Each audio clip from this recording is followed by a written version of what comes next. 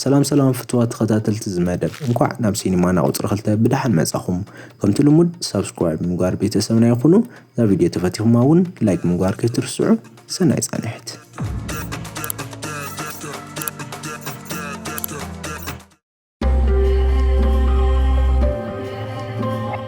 فيلمنا الجمر حدا ناي اوريا منغست زغانا نغس وتادرات حيزو ناو حدا بعتنا اتونا رئينا ايو ناو ازم رحون حدا دراغون مقتال نبره ناو تبعت وشت مساتوون ات دراغون نتام وتادرات حدا بحدا قتلون جمره ابز اوان زي تصبيت نغس سنبيدو نت دراغون بفرح رايو بمقصال فيلمنا ناب دحر بزح عامتات وسيدو اب سميناو خفال تگزات زركبا فلوريان ኤሉዳን ተባሃለ ክልተ ጎራ ዟሓት እንጨይትና ፈለጸ ይርኤና ንሰንውን ደቀ ትግዛት ሙኻነን ፊልምና ይርደና ኣብዚ ሓብ ሰሜናዊ ግዛት ዝነብር ነበረሰብ ዝኸፎን ብድኽነት ዝነብርን ማሕበረሰብ እዩ ድሓርውን ፍሎራን ኤሉዳን ወላዲአና ብዝኾነ ሎርድ ባይፎርድ ኸዳ ኣብኡ ሰበይተ ቦን ዝኾነት ሌዲ ባይፎርድ እውን ንሪኣ ሎማዓንቲ እውን ናብኦም ሓንቲ ፈላሲት ትመጽሞ ንናይ ኤሉዳን ስድራ ዓሊላቶም ከደት እታ ፈላሲት ዘምጻኣቶ መልእኽቲ እውን ናይ ኦርያ ንጉሳዊ ቤተሰብ ሰሎዶ መልእኽቲ ከም ዝኾነን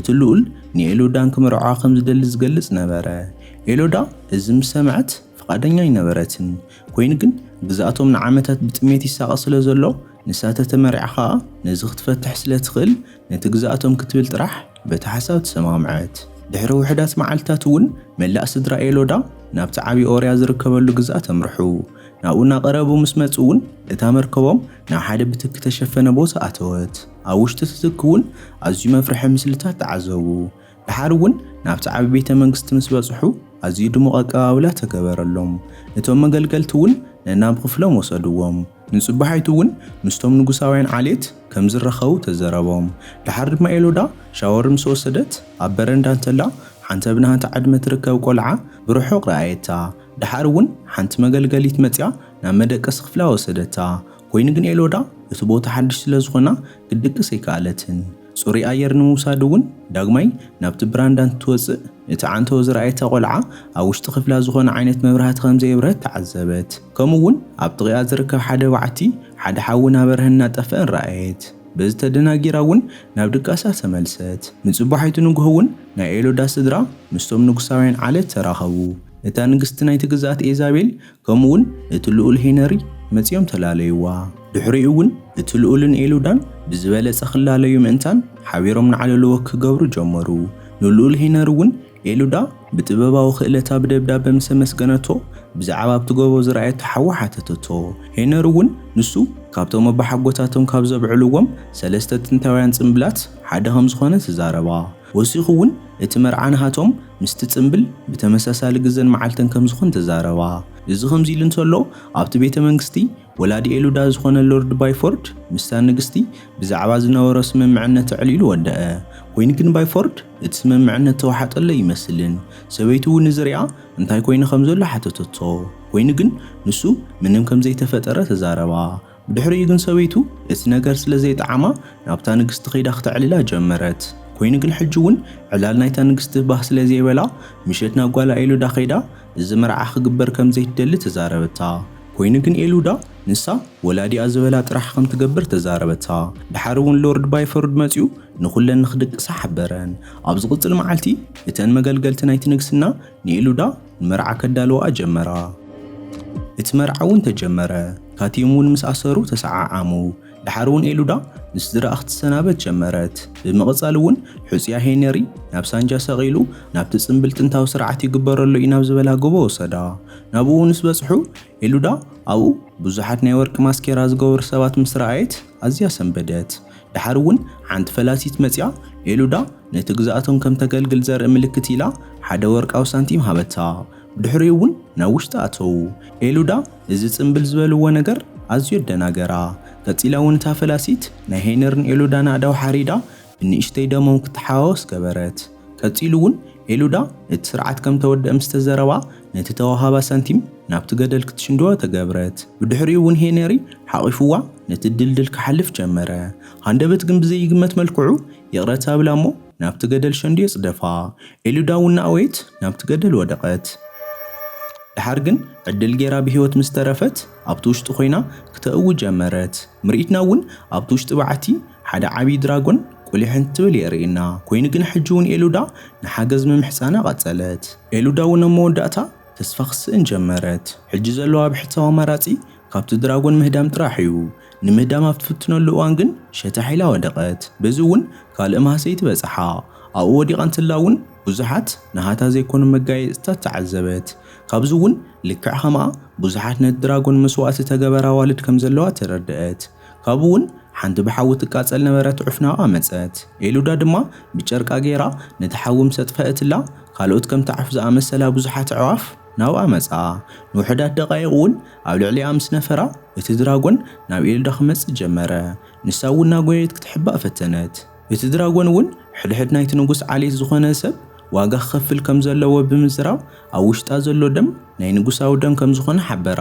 ኤሉዳ እውን ዝብሎ ዘሎ ነገር ኣደናጊርዋ ንኣወይት ካብቲ ድራጎን ምህዳማ ቀጸለት። ድሓር እውን እቲ ድራጎን ብድሕሪኣ ሓዊ ሰደደላ። ኤሉዳ እውን ብተኣምር ካብቲ ሓዊ ኣምሊጣ ኣብ ዝኾነ ከውሊ ተሓበአት። ኮይኑ ግን እግራት ድራጎን ብዝሰደደላ ሓዊ ምኽንያት ተሃስዩ ነበረ። ኣብታ በዓቲ ውሽጢ እውን ሓንቲ ካልእ ብሓዊ ዝነደደት ጎርዞ ረኣየት። ንሳ እውን ኣብቲ ትማሊ ምሸት ኤሉዳ ዝረኣየታ ጎርዞ ከም ዝኾነት ንርዳእ። ድሓር እውን እቲ ድራጎን መጸ። ሕጂ እውን ናብ ናሃታ ኣንፈት ሓዊ ሰደደ። ኤሉዳ እውን ኣብቲ በዓቲ ዋላ ተተቐርቀረት ኮይኑ ግን ዝገበረት ጌራ ካብቲ ሓዊ ክድሕን ከኣለት። ኮይኑ ግን ሕጂ እውን እቲ ሓንቲ እግራ ብኸቢድ ተሃሰየት። እቲ ቁስሊ እውን ኣዝዩ ክሕማ ጀመረ። ቀጺላ እውን ቀምሻ ቀዲዳ ነቲ ናይቲ እግራ ቁስሊ ክትኣስሮ ጀመረት። ብምቕጻል እውን ሓደ ፋኖስ ረኺባ ኣብቲ በዓቲ ዝጠቕመን ነገር ተረኸብኩ ኢላ ክትደሊ ጀመረት። ኣብ መወዳእታ እውን ሓንቲ ጸባብ ናብ ዝኾነት በዓቲ ኣተወት። ኣብ መንጎ እውን ሃንደበት ሸታሒላ ናብ ካልእ በዓቲ ኣተወት። ሕጂ እውን ግን ብዝሕዝን መልክዑ ኢዳ ተሃሰየት። ኤሉዳ ኩላ ሓይላ ኣኻኺባ ደው ኢላ ንምጓዓዝ ትፍትን። ብርሑቕ እውን ኣብቲ ዝነበረቶ ቦታ ሰማያዊ ብርሃን ረኣየት። እንታይ ምዃኑ ንምጽራይ እውን ናብኡ ተጸጋዐት። ናብቲ በዓቲ እውን ዝገበረት ጌራ ድሕሪ ምእታው ናብቲ ሰማያዊ ብርሃን በጽሐት። እቲ ብርሃን እውን ካብ ኣናእሽተይ ፍጡራት ከም ዝወጽእ ተረድአት። ቀጺላ ድማ እቶም ፍጡራት ከም ዘይጓድኡ ምስ ፈለጠት ካብኣቶም ውሑዳት ሒዛ ኣብቲ በዓቲ ንምንቅስቓስ ከም ብርሃን ተጠቀመትሎም። ብድሕሪኡ እውን ማይ ረኺባ ጎረራ ኣርሐሰት። ኮይኑ ግን ሃንደበት ሕጂ እውን እቲ ድራጎን ናብኣ መጸ። ኤሉዳ እውን ነዚ ምስ ረኣየት ብቕልጡፍ ካብኡ ሃዲማ ኣምለጠት። ናብ ሓንቲ ንእሽተይ በዓቲ እውን ኣትያ ተሓበአት። ኣብታ በዓቲ ውሽጢ እውን ኤሉዳ እዚ ቦታ ውሕስ ከም ዝኾነ ዝገልጽ ጽሑፍ ተዓዘበት።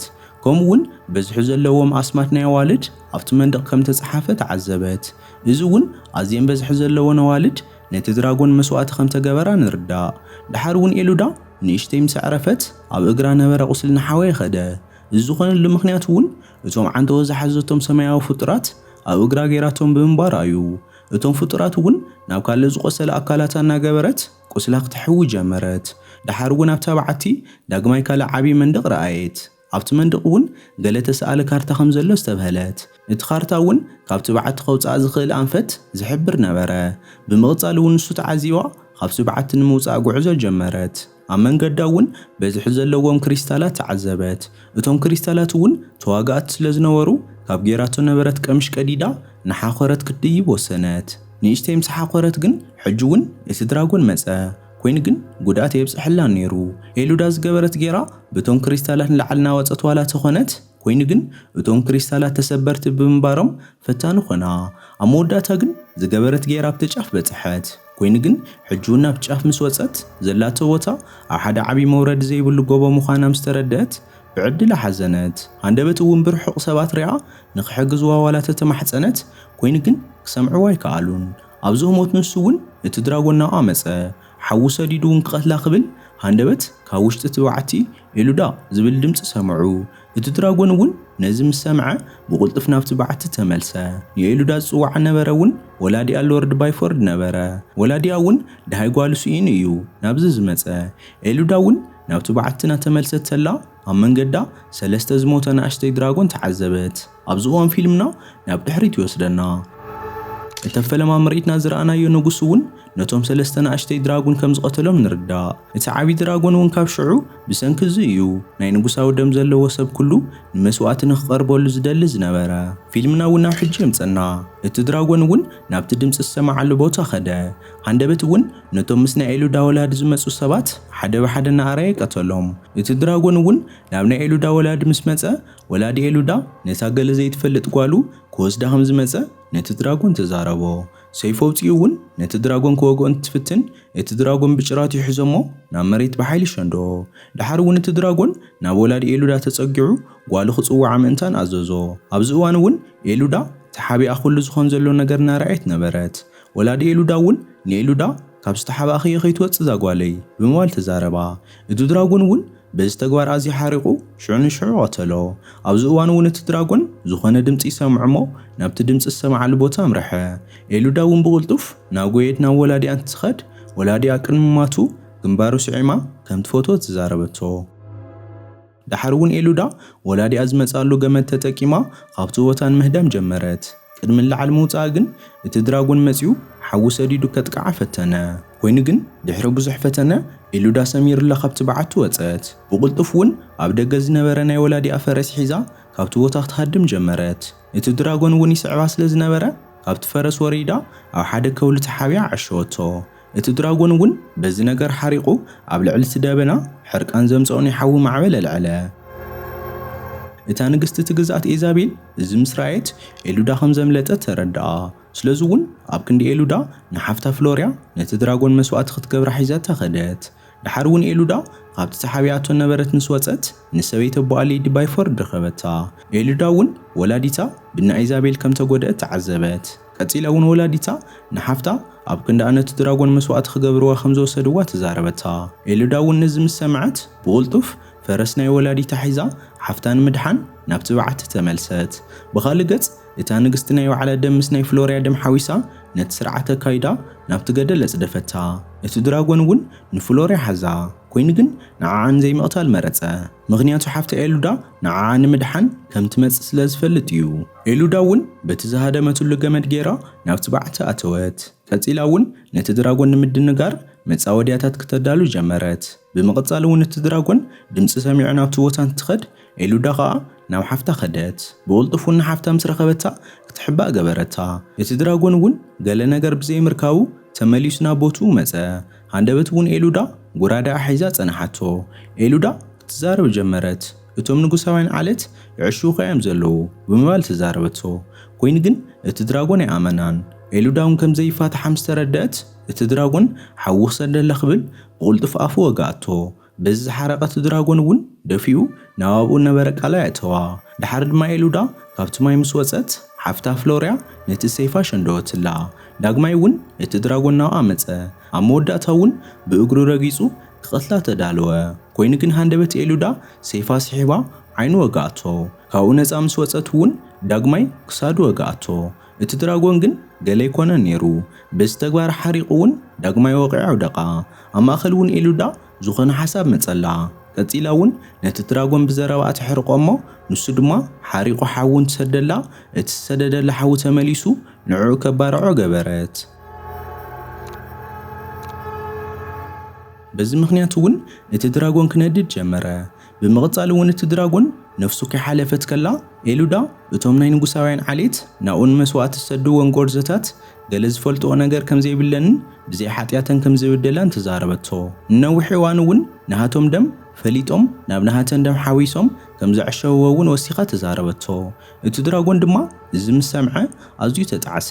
ነዚ ኩሉ በደሉ መቕፃዕቲ ክኾን ድማ ንኽትቀትሎ ተማሕፀና። ኮይኑ ግን ኤሉዳ ክትጨክን ኣይከኣለትን። እቶም ንጉሳውያን ዓሌት እውን እስካብ ሕጂ ስለ ዘዕሸውዎ ሕነ ክፈዲ ብምሕሳብ ነቶም ናሃታ ቁስሊ ዘሕወይላ ፍጡራት ኣውፂኣ ኣብቲ ናይቲ ድራጎን ቁስሊ ገበረቶም። በዚ ምክንያት እውን እቲ ድራጎን ሙሉእ ብሙሉእ ሓወየ። ብኻልእ ገጽ እቶም ንጉሳውያን ዓሌት ካልእ ጎርዞም መስዋዕቲ ንምግባር ናይ መርዓ ስርዓት እናገበሩ ተለዉ ንሪኦም። ኤሉዳ እውን ኣብ ዝወዝቢ መፅያ እታ ፈላሲት ሂባታ ነበረት ሳንቲም ናብኦም ሸንደወታ። ናብታ መርዓት ከይዳ እውን ስድራኣ ሒዛ ብቕልጡፍ ካብዚ ክትሃድም ምእንታን ተዛረበታ። ከምኡውን ነቶም ኣብቲ ግዛኣት ዝነብሩ ሰባት ብህይወት ክጸንሑ እንተደልዮም ሕጂ ንሕጂ ካብዚ ቦታ ንኽኸዱ ተዛረበቶም። እታ ንግስቲ ኢዛቤል እውን በዚ ተግባር ናይ ኤሉዳ ኣዝያ ሓረቐት። ኣብዚ ህሞት እውን እቲ ድራጎን ናብኣ መጸ። እቲ ድራጎን ድማ ኣብ መወዳእታ ንኽሕደቶም ናይ ኢዶም ሃቦም። ሓንቲ ተይትረፈ እውን ሙሉእ ንሙሉእ ነቲ ግዛኣት ኣዕነዎ።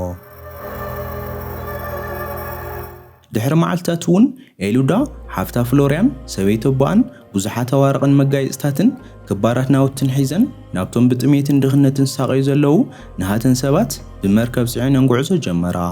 ፊልምና እውን እቲ ድራጎን ኣብ መወዳእታ ንኤሉዳ ተኣማኒ ኮይኑ ከም ዘገልግላ እናርኤና ይውዳእ። ክቡራት ተኸታተልቲ ሲኒማና ናይ ሎማዓንቲ መደብና እዚኣ ትመስል ነይራ። ፈቲኹም ኣትኹም ተስፋ ይገብር። ሳብስክራይብ ዘይገበርኩም ተሃሊኹም ሕጁን ሳብስክራይብ ምግባር ቤተሰብና ይኹኑ።